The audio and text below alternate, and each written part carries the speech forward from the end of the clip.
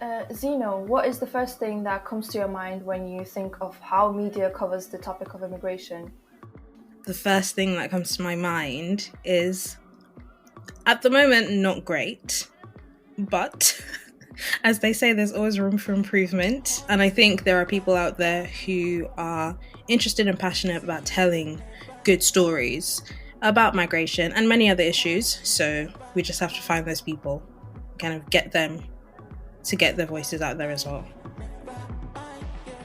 Hey everyone, welcome back to another episode of the Migrant Moods podcast. I'm Milana, a campaigner at the youth migrant-led charity We Belong. Hi, I'm Hillary. I'm also a We Belong campaigner. Today we are joined by former We Belong core group member Zino Aka. Zino, could you introduce yourself and tell us a bit about the work you're doing now? Of course. So, hi, I'm Zino. I'm a project coordinator working at Herd organization, former We Belong campaigner, co-host of a podcast called Tea with Coconut and Plantain, and then I do other stuff other than that. So basically, I'm too busy for my own good. Yeah. So I'll just say Zino, I've been part of the On Road for I think a year, being part of Media Movers. So that's how I've met you personally. So yeah, it's great all the work that On Road does. So now they became Herd, and yeah, it's just such an amazing organization, and the work that you do personally. Really, I found it inspiring. That's why I thought the mood for this episode should be inspired, because all the work that you do is like that. So, and I thought it would be really nice to get to know you more, especially because you're a former We Belong campaigner. So, it's for me and Hillary, it's so interesting. And just really inspirational, your journey and everything that you do. Oh. Awesome. So, Zino, because you're a former core group member at We Belong, I wanted to ask you, how did you join We Belong and why? So when We Belong was formerly not just a small, but it was just a campaign, rather than a full-blown organization. So it was previously called Let Us Learn. And so my sister, she saw Chrisanne on the news telling her own story. So it's actually funny how the news and the media has been this line in my life that I didn't realize until just now. So she saw Chrisanne telling her own story about access to education as a young migrant, access to university education, and me and my sister, that's something that we and my brother, we didn't have access to because of where we were born and the various immigration things that come along with that. So she found Let Us Learn, went to a meeting, started becoming part of the Let Us Learn campaign, and it was a while before I went along. And I can't lie, the only reason I went to my first ever meeting is because she said it was going to be food. Me too. And I was like, okay, I'm not doing anything. Let me go get free food, whatever. And then I obviously went to the meeting, and it was in it was in an older building, and so we go down to the basement of this fancy building in Houston, and all I see is all these young Black people, and I'm like, okay.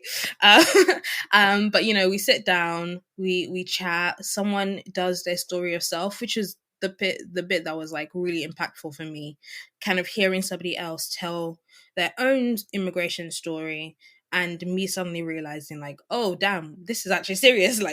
It's not just me, there are other people who are dealing with the Home Office, losing access to basic things, people that young people that were born here. Yeah, it was just wow, this is so big, and I feel like I just should do something, get involved somehow. And from there I started campaigning with Let Us Learn, worked for Let Us Learn for a bit, and then campaigned for We Belong. And I've kind of just I've had my own immigration journey, in that from there I now am a chair of a immigration charity. Sorry, I said I'm a chair. I'm not a chair. That's a lie. I'm just a trustee. Before somebody just says I'm tries and calls me up, I'm a trustee. Oh, it's so good. Oh, that's amazing. Yeah, thank you for sharing. I think your journey is just really, I guess, inspirational. I just wanted to know, is there anything you would like tell your past self at the beginning of your journey that your future self now would want to tell your past self back then, basically? Oh, um, I think I would tell myself like, you don't know where this whole thing is going to take you, because in my mind at that time it was just like it all felt temporary. Like working in the charity sector was never something that I considered, and then I found this organization and this group of people that kind of just, yeah, opened up a new way of thinking about the world for me, which I'm very grateful for. And also I think one thing that I'll tell myself is that like, there is, I don't know how to explain it, but like there's hope. Like so many of the people that I started campaigning with on Let Us Learn, we were all, in stages where like, we didn't have status yet, or like people hadn't been accepted to uni, and like we're trying and trying again. And it's like now all of us are obviously older, and people are getting their doctorates, and people have, amazing jobs, building their own families. And it's so strange because it was, because everything felt so blocked, it was so hard to kind of envision a future, because things are so unsettled for so many of us. And it's so strange now that like I'm going to someone's wedding in the summer, because yeah, like it's funny. I think the thing is like life moves on. It won't be your forever, basically. Wherever you are now won't be your forever. Yeah. I think that was just really insightful, I guess. Um, I guess I just wanted to know, because we also basically do a podcast. I wanted to know, like, what was the idea of in starting your podcast, Tea with Coconut and Plantain? Cool. Yeah, so Tea with Coconut and Plantain is a podcast that I do with a friend of mine. We went to like secondary school together. Literally, we're in the same form. So we've known each other since year seven. Oh, And we're both 27 now. Well, he'll tell you he's 22, but he's a liar. So and so I'm Nigerian and he's Filipino. And we just wanted to do something that would be kind of just fun vibes. Talking, maybe like bringing in our perspective as people of color, as migrants where relevant, and also just like talking about all the random pop culture things that are happening. We talk about Real Housewives a little bit too much, love um, it. but like literally just like anything that's going on. So it can range from silly things like Real Housewives to like more serious things like, political things like that. Mm. But yeah, we just try to like have a fun time and get together, and then at the end we have like a tea, like we sip our tea to something at the end Yeah. of each episode, where we basically just complain about whatever we feel like complaining about. So the other day I complained about my inability to learn Italian. Italian, yeah. Yeah. So, And my other follow up question is, what's your currently your favorite type of like media platform or type of media? I can't lie, I'm TikTok obsessed. I have a problem and an addiction, which I'm sure other people will kind of understand. But I guess aside from like social media, TikTok, yeah, I'm just like a Netflix, Disney Plus person. I just enjoy a good like movie series, especially. Recently I started rewatching like old rom-coms from like the early 2000s. They're just like cheesy stuff, and it's just nice. Like I love sitting in front of TV with like friends, family, and just enjoying a good story, basically. Yeah, and because you have a degree in psychology, I just wanted to like kind of know, did you enjoy the course? And like because me and Hillary are also like interested in psychology, and um, yeah, Okay. So, um good things first. Yeah, good things first. I did enjoy it. It was a bit challenging because at the time that I did my uni degree, I didn't have status yet, and so like I was being charged international fees, and that was like obviously being done out of pocket, and then I had to get support from my church, which is the only thing that saved me.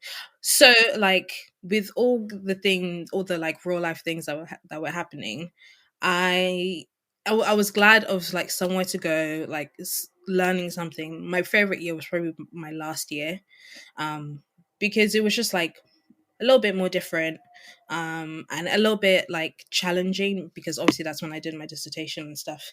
Don't ask me what it was about because I honestly don't remember. I don't remember. um but I did enjoy it. The thing, I did straight psychology, so it was like a little bit of everything, um which is interesting. I think I would have probably preferred to do like psychology and something else, or like maybe something a little bit more like English related or something. um but yeah, I think it's definitely good.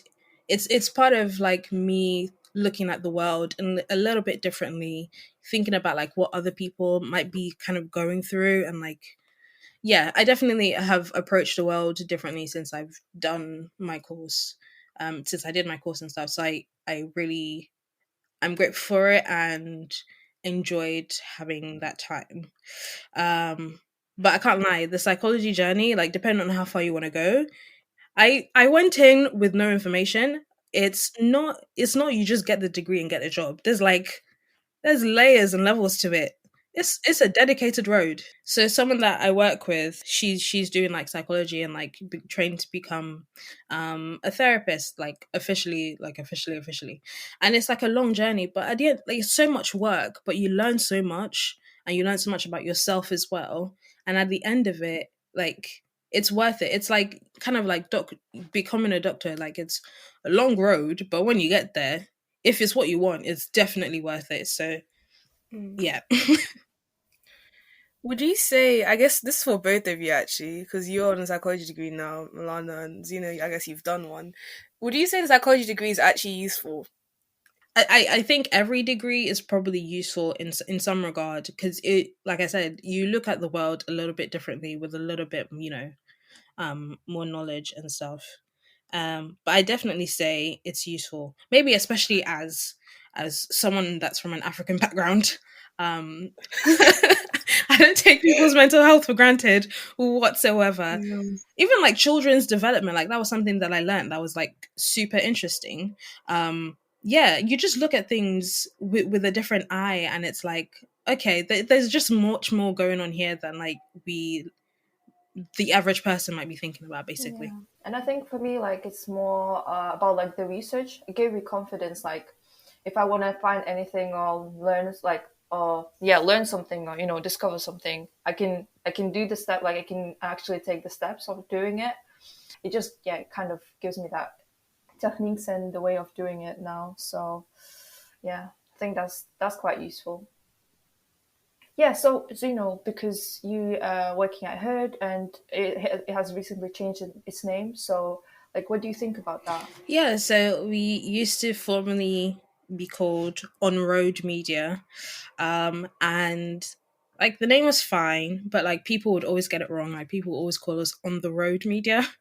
um and like that name, it comes from a different project, a different start, and it just didn't represent where we're at now. And it also just didn't really tell people what we're about, really. So now we're called Heard, because good communication is all about feeling and being heard, and it's something that the people that we work with, say all the time. It's something that I said when I joined Herd, because I joined as a network member before I started working there. And it definitely gave me like the confidence and like tools to kind of feel heard and seen, and kind of tell my story in a way that gave me more authority, essentially. Like I felt like I had more authority over my story and more control over that. So basically, I think the name change is good. Linking off of Milana's question about her, I wanted to ask you, what's your thoughts currently in our like current media space on how migration is portrayed in the media? Because you spoke about the importance of the people who you work with being heard. Do you think their story, I guess, is heard in the current media space? I think people with migrant backgrounds, like whenever they're telling a story, it's heard to a certain level. Mm. The issue that we face is that in our society, like in the UK, for example, like immigration is used as something that can be politically just like held in people's faces to Yeah. kind of make them angry or like pull them, get them on side, depending on, who you're trying to move. It's just seen as a tool from the political standpoint. And because the immigration is so big, there's Yeah. so many different kinds of migration, immigration, whichever word you want to use. And no, nobody really understands it, and like laws and policies change so much, so it's a lot to keep up with.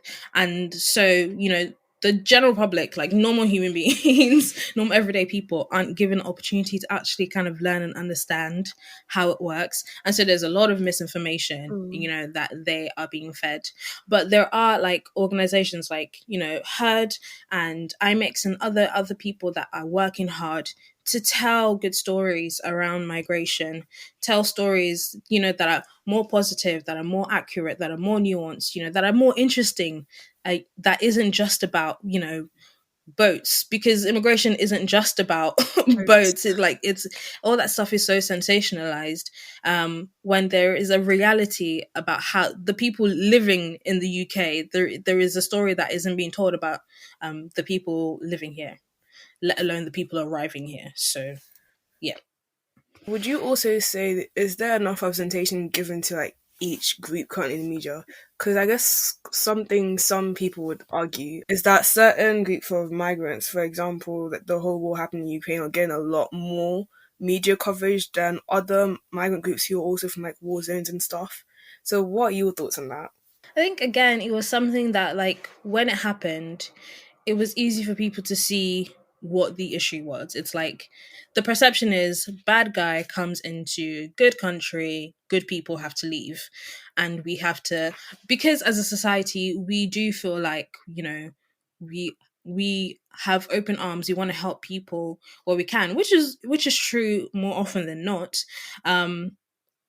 So it was I think it was very easy for people to understand what was happening in Ukraine. And that's one side, and that's me being politically correct. But on the other side, I'm also like a black woman, and I also Yeah. see it for what it was, in that like the people that were being welcomed looked a certain way. Yeah. And that wasn't the reality of what was being offered to many other countries that have been, that need that kind of same level of support and encouragement, and just like respect as well. Yeah. um and with everything that happened during Ukraine, I think it just showed me that like it is possible for people in the Mm. UK, in our society, to kind of welcome people who are seeking asylum, people who are refugees, with open arms, and kind of literally open their homes to Open the them, border. and give them like a safe space, Yeah. and all those things. So we know it's possible. We just need to think about like how do we then open that up For to other yeah. other people, other countries. And I guess I thought, for me, viewing that, I thought a key part of why that was occurring is because of, I guess, where the migrants came from as well. Because I guess because they were from Europe, would you say that was also a factor as well into why, I guess, their treatment might have been better considering the treatment of other migrants prior to this? I think probably. There is something about like having a country that's, I stereotypically in people's minds, like places like, let's say like Syria, feel far away. Whereas Yeah. where it's a continent in Europe, like the UK is literally part of the European continent. And I think for people, it also felt like, okay, this is closer to home. This is one step closer to possibly being my reality. So I think there was an added element of like, oh yeah, this feels really close to home. This is like people that look and feel like me, because at the end of the day, like, we're human beings, and when somebody looks, sounds like you're more likely to kind of want to, you see Mm. yourself in them much more easily. So I think that was Yeah. definitely a factor, and that's not like the fault of people. It's just like natural human reaction. And also like Mm. the way that the media was talking about Ukraine was very different to the way that they were talking about other people seeking asylum. So Right. obviously that fed into how like normal people were kind of taking everything in as well. So in a sense, like an unconscious bias from the media, basically. Oh, absolutely. Yeah.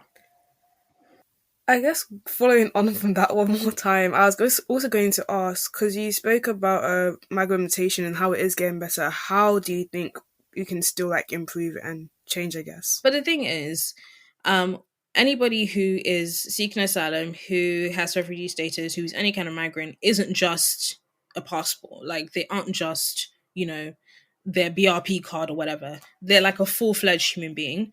And I think what future stories can and should do is just tell a story about a human being, tell a story about a love, about, a difficult relationship with a parent, Yeah. somebody who's trying to find a dog, whatever, but Mm. who happens to be a migrant. And you can kind of weave that in and make it show people what's normal, because immigration is Yeah. normal.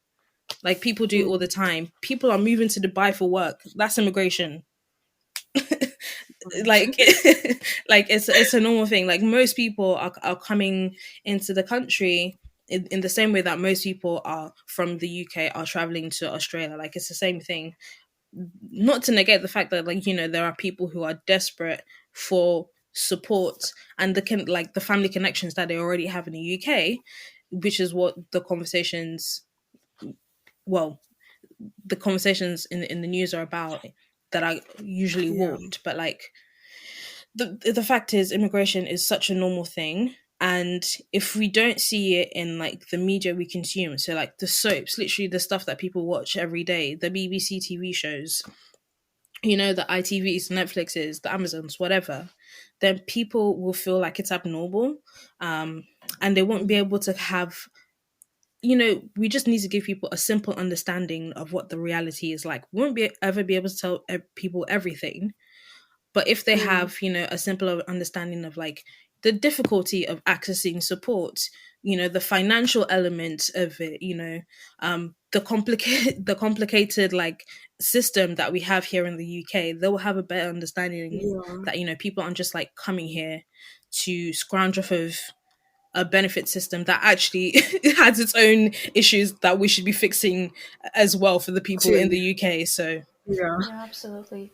And I think linking onto that, I wanted to ask you, like, do you have a favorite example, or like, yeah, the example that stuck out to you in the media that portrayed migration in a very accurate or interesting way? I don't think there's anything that's perfect.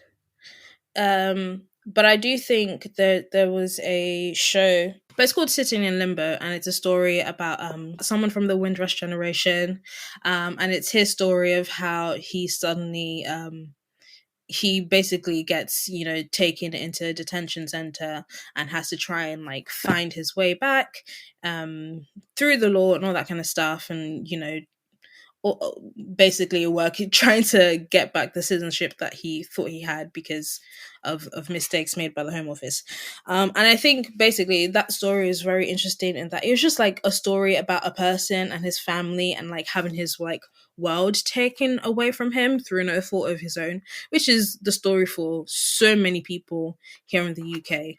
I think it was just something that you could watch if you knew nothing about Windrush. I think you could watch that and like have a basic understanding of what the real experience was for a person and their family and that kind of stuff.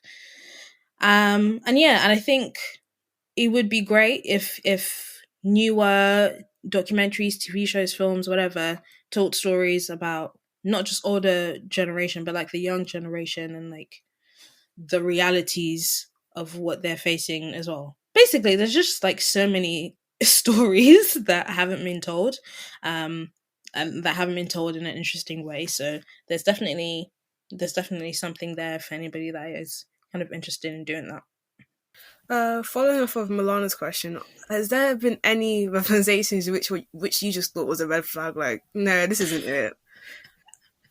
But I think for me, when it is a red flag, it's something that is like sensationalizing um immigration, and like it's so it would be a red flag if it's not focused on like a person's story or like the Mm. humanity, and it's just like this person came here and wanted this, like no context whatsoever. Yeah. They're not telling us like why are people needing to leave their homes, right?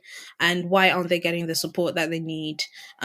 and they're not thinking about like what are the solutions as well. Like Mm, what they're not thinking about, you know, if people walk away from, for example, this like documentary, what are they going to walk away feeling and understanding? Are mm, they going to have a better understanding of like the immigration system or whatever? yeah. So those are red flags for me, basically, and not just in immigration, but like in any issue. If they're not covering it well, Wow. and if it's just surface level, then it's just like, why did you even like? Why did you make people relive their trauma? Like, what was the point of that? Yeah, I think for me, the issues I thought were with representations currently were sometimes it's just not subtle, but really just obvious evidence of like white saviorism, and at Mm. times documentaries as well. I think there was an article recently on a documentary in Egypt, and they BBC had filmed it there, but after they left, they didn't give any of the people in the documentary because none of these people were censored at all. And these people, yeah, a lot of people, what's it called, came for them as well after the documentary, and there was just no protection Oh for the people wow. within the documentaries. So that's what I guess I thought were like red flags. Oh yeah, absolutely. Yeah. The thing, yeah, just seeing people as like case studies and like Mm, nothing else is definitely like that's a human being that you're asking, because the way it works is, you know, they find someone to tell their story, and they ask them for like an idea of their story. So you've already asked the person to relive their trauma once, and then you have however many conversations it takes to kind of get them, especially if it's on TV, to get them to tell their story, and then to not provide any kind of support after is like, why would you do that? And the thing is, obviously, like different productions have different levels of budgets, and that's not realistic, but the minimum is to sit down with someone and like prepare them for the reality, especially when it's something that is like mm, so public and so global and so accessible. Like there are consequences, especially when you are like fleeing from a country, for example. There are consequences to telling your story publicly, and you have to sit down with people and like prepare them for that, so they actually yeah. make an informed decision before Mm, they tell you their story. So mm, yeah, but that's an expectation that I would have of like literally anybody, any producer that I'm working with. And that's what we do at Heard as well. Like we try to, before people do anything, especially when it's public, sit down with them and think about like, you know, you're about to tell your story. Is this something that you really want to do, need to do? And is there other people that will hear this that you might be worried about, like how it affects them, or like how it might affect you and all that kind of stuff? Is there any, I guess you were speaking about already like boundaries, is there any other boundaries you would say for like people who want to like document migrant stories that they should be careful with, for example? Definitely just thinking about the fact that like your story is your own to tell. Just because somebody asks for it doesn't mean you have to like give it all away or give it to them at all. You are literally allowed to say no, because if they really want a story, they can find somebody else to do it. Like it's not by force, basically. And then the other thing that we obviously encourage people to think about is like, you are a human being. This is going to be a lot for you. Maybe not in the moment, maybe not now, but you know, a day, a week, 2 weeks down the line, you might be feeling like, oh wow, I just told my story and it actually feels like a lot, and it brought up things because you never, sometimes you don't even know what you're going to talk about. Like you don't realize you're going to say an experience that you haven't shared before because you're just moved to share it in that moment. So we obviously encourage people to think about like, what do you need before, during, and after this? Like people in the room to kind of be a friendly face. Do you like, we'll have a briefing beforehand to talk about what you think about what you want to talk about, a debrief to think about, you know, how you felt. Is there anything that you said that you were like, oh, I wish I didn't say that? Can we go back to them? How you're going to relax, take your mind off of it. Yeah, kind of just giving you that space to actually breathe is important. That's amazing. I think it's so essential for everyone, especially like the training and like the things that every organization, every like everyone who works with people, especially vulnerable people, should think about and start like, you know, incorporating in the way they work, like Hillary, we mentioned before that you've seen, I don't know, is it a documentary or something that, you know, people were kind of just, you know, used as case studies, which is wrong. So yeah, just those things are really essential, and I really love that about Herd, and I think it's really unique organization and the work that you do. Thank you. Yeah. Yeah, it's just something that, like, if you've never come across it, right? Like, if you've never learned it in some way, had that experience, it wouldn't necessarily occur to you to provide, like, all these various things and support and stuff. Especially, like, if you've never been taken care of in a certain way, you're not going to take care of someone in that way as well. Yeah, so I think there's definitely loads of tools for anybody who wants to kind of think about supporting their own networks, no matter the issue. It's something that we can kind of help with, literally, even if it's just a conversation. Yeah. Well, I think to kind of start closing off the episode, I think, Zino, I want to ask you, what are you going to do to like, you know, to relax and enjoy your evening? Because I guess you had like a busy day at work. And I think that's one of the questions you always ask us after interactions at Herd. Yeah. Today, I don't know. I think I might just chill. But it is my birthday week. So really? I'm taking like Thursday and Friday off. Mm-hmm. So I'm looking forward to like all that kind of stuff. Are you planning anything nice? I've made my boyfriend throw me a fake surprise birthday party. Because people refuse. For years, I've told people, oh my gosh, I would love a surprise birthday. Oh my gosh, I would love a surprise. Mm-hmm. But nobody likes to take the hint. So I just said, look, it's too much pressure to plan something. Yeah. So it's not really a surprise, whatever. It's just like, can you please just take control of this birthday? Because I don't want to plan it at all. So we're just going to do like a taco and games night, and it's going to be like nice and chill. Oh, that's amazing. Yeah, and I think I'm changing the idea for the mood, because, you know, I took the idea for like giving each episode a mood after your podcast, because I've seen, like, you know, you have the kind of the tea flavors like with the topic, which I thought was a really nice idea. So I was like, well, we are migrant moods, so we should have like a mood for each episode. So I feel like instead of inspired, I want to say today is impactful, because I feel like Herd is really impactful in terms of like changing the narratives of different, like for different groups. Not just the migration topic. And I think, and you personally as well, you changed the narrative of, like, you know, representing people with like lived experience of experiencing immigration. So, and changing that narrative and sharing your, like, some of your stories, like story parts, which is really, you know, it's really brave thing to do. So I think you do have a big impact on me especially, and I think on every like We Belong members. So yeah. Yes, thank you for checking into Migrant Moods. Please check out Zino's podcast, Tea with Coconut and Plantain. Thank you for having me. This was really fun. It was really great. Yeah, thank you. Bye. Bye. So it feels me up when you give me some more.